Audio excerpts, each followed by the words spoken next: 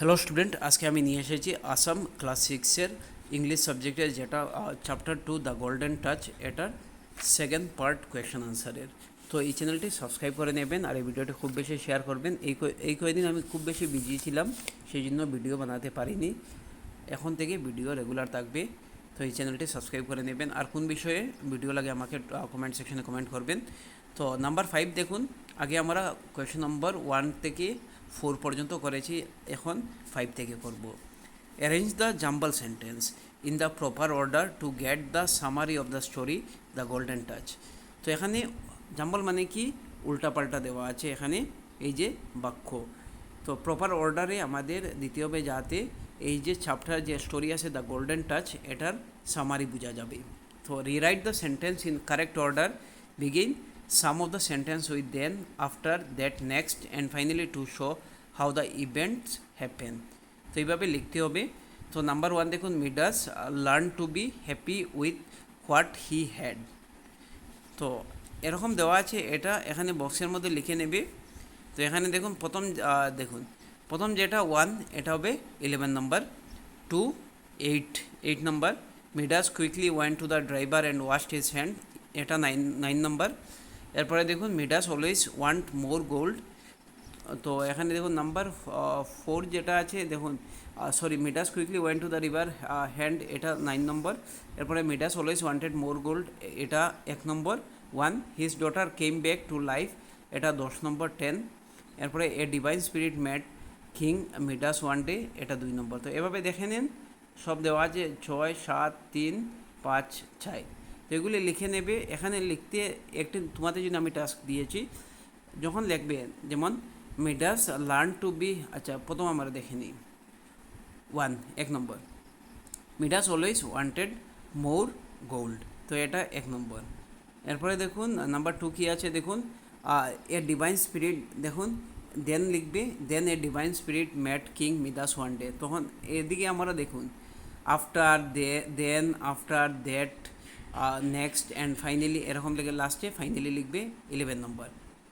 এভাবে লিখবে 11 নম্বর যেটা আছে, দেখুন নাম্বার 1টাই হবে 11 নম্বর। Finally Midas learn to be happy with what he had, এভাবে লিখে নেবে। তো এখানে আমি দিয়েছি এভাবে তোমাদের টাস্ক, এটা হোম টাস্ক, আমাকে কমেন্ট সেকশনে ফটো মারে দেখাবে। নেক্সট দেখুন 6 number 6A, some letter may have more than one sound. কিছু দেখুন এখানে বর্ণ আছে, দেখুন লেটারে এক থেকে বেশি সাউন্ড আছে। Let's take the example of the letter A, read this word aloud and notice the sound of letter A in them. তো এখানে দেখুন name, Midas, want, happy, grant, so. তো now fill in the blanks in the following sentence with the word given in the box. তো এখানে দেখুন lost, she, pool, time. তো এখানে দেখুন the sound of E in get is different from the sound of E in. তো কোনটি মানে gate থেকে ডিফারেন্ট কোনটা সাউন্ড, এখানে দেখুন শি, তো এটা লং সাউন্ড, ঠিক আছে।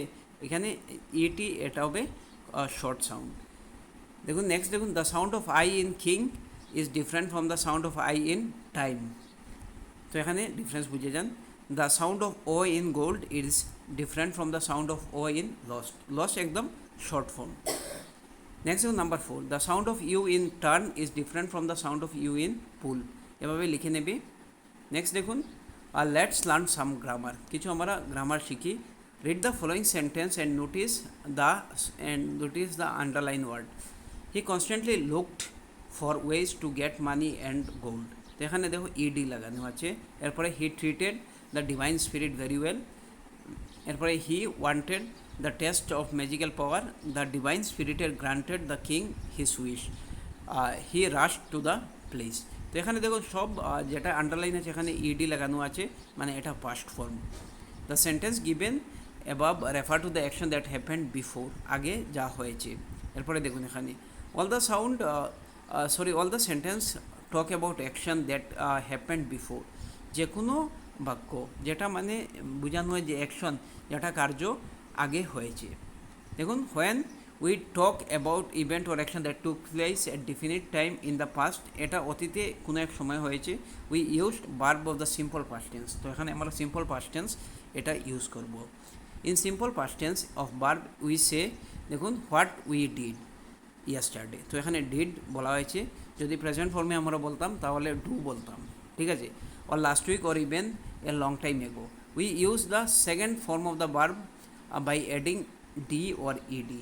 প্রথমে আমরা যেমন ফার্স্ট ফর্ম যেমন সি সো এরকম লিখতে পারি, বা ডু ডিড এভাবে লিখতে পারি। আর নেক্সট যেটা আছে সেকেন্ড ফর্ম, এটা ডি বা ED to the verb. Let's see the first and second form of the underline. তো এখন দেখবো আমরা ফার্স্ট আর সেকেন্ড ফর্ম। তো লুক, দেখুন এখানে কীভাবে লেখা আছে ফার্স্ট ফর্ম বা সেকেন্ড ফর্ম। এটা হবে লুকড, ইডি লাগানো হয়েছে। Treat, treated.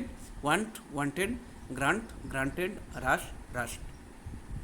তো এখানে দেখুন base form and past form লিখতে হবে। লিভ কী হবে? Lived. Turn, ED, turned. Touch, ED, touched. Shock, shocked. Realise, realised. তো এভাবে শিখে নেবে। এরপরে দেখুন there are few verb that do not follow the usual pattern of adding D. কিছু মানে ভার্ব আছে, ক্রিয়া আছে, যেগুলি আমরা সবসময় মানে ডি ব্যবহার করি বা ইডি ব্যবহার করি না এন্ডে। যেমন গো, গো থাকলে কী হবে? Went. Become, became. Get, got. See, saw. তো এভাবে হয়, এগুলি শিখে নেবে, আমি শিখিয়ে দেব।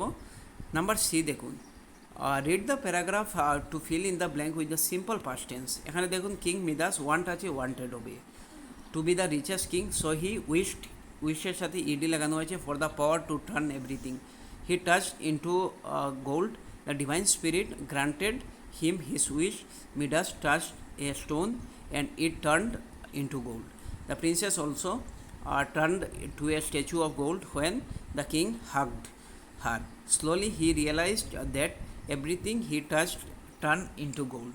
He wanted to get rid of the golden touch. He washed his hand in the river. The water of the river removed the golden touch from the hand.